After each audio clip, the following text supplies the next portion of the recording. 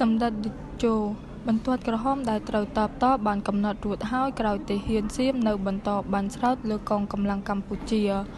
សម្ដេចតេជោហ៊ុនសែននាយឧត្តមសេនីយ៍បំផុតលេខកាយមាស5បានចេញបទបញ្ជាដល់កម្លាំងជួរមុខទាំងអស់ត្រូវមានការអត់ធ្មត់ក្រោយទាហានឈ្លានពានសៀមកំពុងប្រើអាវុធគ្រប់ប្រភេទបានមកលើកម្ពុជាតាំងពីម្សិលយប់មិញនិងព្រឹកថ្ងៃច័ន្ទនេះក្នុងគោលបំណងទាញឲ្យតបតដើម្បីបំផ្លាញចោលបទឈប់បាននិងសេចក្តីថ្លែងការណ៍សន្តិភាពកម្ពុជាថៃសម្ដេចតេជោបញ្ជាក់លើបណ្ដាញសង្គម Facebook នៅព្រឹកថ្ងៃច័ន្ទយ៉ាងដូចនេះថាបន្ទាត់ក្រហមដែលត្រូវតបតបានកំណត់រួចហើយសូមមេបញ្ជាការគ្រប់ជាន់ថ្នាក់អប់រំបងប្អូននាយទាហានពលទាហានដឹកយល់ដឹងគ្រប់គ្នា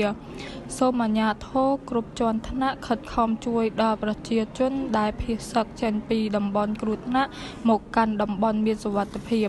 សម្ដេចតេជោថ្លែងថាសម្ដេចបានលុបចោលកម្មវិធីការងារផ្សេងទៀតអស់ហើយដើម្បីមករួមជាមួយ